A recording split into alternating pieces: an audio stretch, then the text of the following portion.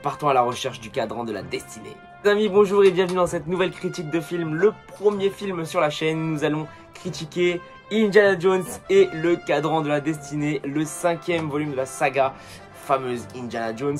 Les amis, le retour d'Harrison Ford dans le personnage d'Indiana Jones. C'est vrai que ça fait plaisir quand même de le revoir au cinéma.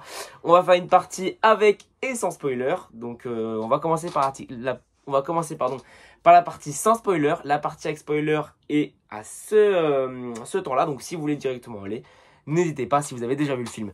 Pour ceux qui n'ont pas vu le film et qui aimeraient savoir mon avis par rapport à ce film, tout d'abord je vais vous expliquer le synopsis de ce film. Alors, c'est très simple, on retrouve le fameux Indiana Jones qui est du coup maintenant devenu professeur des écoles. On le voit un petit peu fatigué, etc. Mais il reçoit la visite surprise de sa filleule Helena Shaw, qui est nulle autre que du coup la fille du meilleur ami d'Indiana Jones qui est décédé. Pourquoi est-il décédé? Parce qu'il cherchait jusqu'à en perdre sa vie le fameux cadran de la destinée.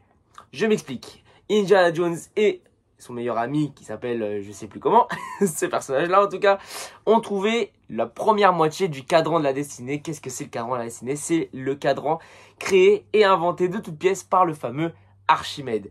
Ce cadran permettrait apparemment de détecter les failles temporelles dans le système solaire et qui permettrait potentiellement de revenir dans le passé pour changer quelques petits éléments pour laisser place soit à la victoire d'une guerre, soit autre chose.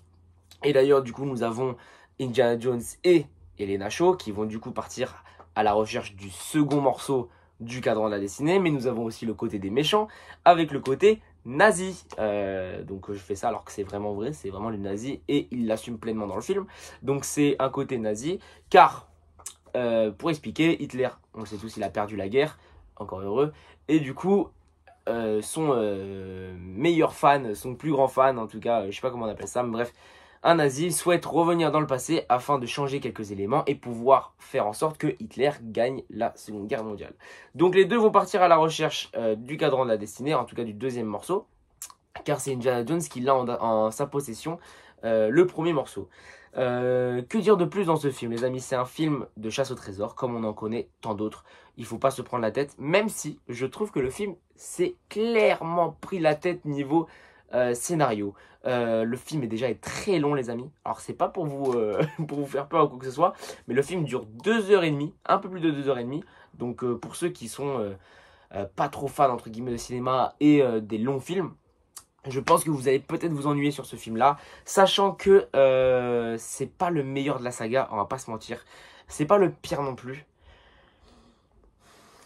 C'est pas le pire non plus, mais ce n'est clairement pas le meilleur. Je pense que c'est plutôt un côté commercial et marketing qu'ils ont voulu faire en sorte de refaire un Indiana Jones. Donc pour ceux qui sont fans, en tout cas, de films aux chasses au trésor, comme par exemple Benjamin Gates, Uncharted, La Momie, etc. Enfin tous les films un peu comme ça là, de chasse au trésor et de science-fiction. Je pense que vous pouvez aimer quand même le film. Après, comme j'ai dit, c'est un film super long. Il y a des scènes, elles ne servent clairement à rien. Il y a des scènes très bien. Il y a beaucoup de fanservice, mais ça, on allait s'en douter parce que forcément, c'est le retour d'une grande saga. Donc voilà, vous avez bien évidemment le chapeau, la liane, etc. Enfin, je sais pas comment on appelle ça, mais bref, voilà. Et donc voilà, donc après, c'est un bon film malgré tout. Moi, j'ai passé un bon moment, je vais pas me mentir, c'est pas non plus... voilà, c'est sympa, donc franchement, n'hésitez pas. Que dire de plus sur ce film? Enfin, c'est simple quoi, c'est un film de chasse au trésor. Juste, le film est super long et il y a un thème qui a été abordé, donc le thème du voyage dans le temps, qui est un peu complexe. Et je sais pas si c'était la meilleure idée en tout cas pour revenir, pour faire en tout cas peut-être le dernier film d'Indiana Jones. Je sais pas si c'était le meilleur thème à aborder. Donc voilà les amis, maintenant on va partir sur la partie spoiler, la partie que je préfère car je peux m'exprimer franchement sans avoir peur de vous spoiler. Nous sommes dans la partie spoiler, donc Indiana Jones, le 5e volume de la saga. Clairement je n'ai pas aimé le film, c'était un film très long, je me suis ennuyé devant le film. Il y a les 30 premières parties avec toute la partie FX, je trouvais ça mal fait. Donner un côté jeune à Harrison Ford dans le personnage. Pour le scénario, ok, je peux comprendre, mais en tout cas, ça a été très mal fait. pour ma part. C'est... Enfin, en tout cas, ça se voit. Tu vois, il y a un côté un peu dérangeant, que ce soit au niveau du doublage, au niveau juste des actions, du mouvement, etc. Après, c'est pas facile à faire, hein. Je dis pas ça... Enfin, je dis pas ça, mais moi, en tout cas, dans ce que j'ai vu, ça m'a pas forcément plu. Quand on est revenu à la réalité, je trouvais le début bien. On voit un Harrison Ford un peu fatigué, il part à la retraite. Il n'a pas forcément beaucoup d'amis. On voit que il part en divorce, donc c'est pas non plus la joie pour lui. Il voit la fameuse surprise du coup de Elena qui vient la voir, donc sa filleule. Il est tout content de la voir, sauf que il sent qu'il y a quelque chose qui est pas normal. Donc il va quand même aller boire un verre avec elle et on voit que il se doute de quelque chose, quoi. Elena, clairement, c'est un personnage que je trouvais horrible. Je n'ai archi pas aimé le personnage à part à la fin. Du coup, quand ils sont partis au temps romain, etc. et tout. Bon, ça, je reviendrai après. Mais Elena, du coup, ce personnage-là, je la trouvais tellement hautaine.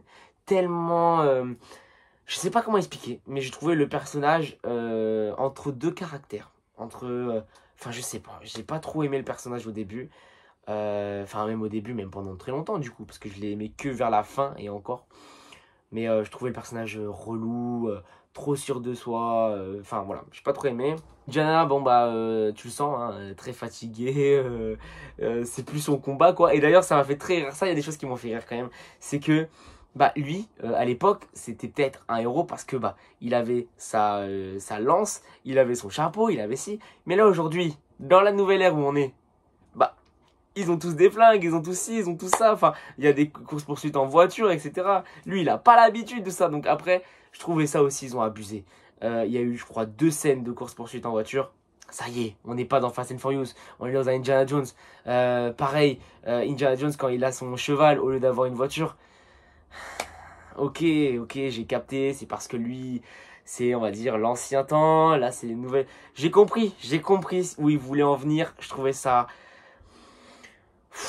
barbant. Voilà, le mot c'est barbant. Je trouvais ça... Bon, ok, tu vois, tu regardes le film, tu dis...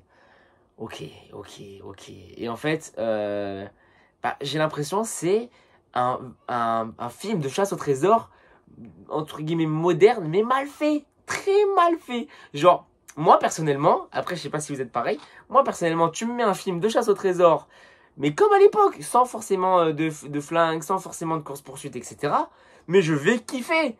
Je vais kiffer. Regardez, je sais que ça a été un film qui a été critiqué, mais Uncharted, le film, pour moi, c'est un film, j'ai passé un bon moment. Le film va droit au but, le film est court, le film est drôle. Déjà là, ah oui, moi j'ai trouvé aucune blague drôle dans Indiana Jones. Je trouvais ça pas drôle. Je savais pas où est-ce que ça allait.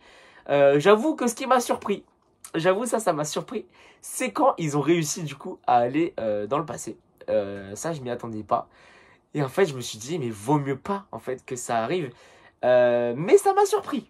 Je vais laisser le côté positif, le côté où ça m'a surpris.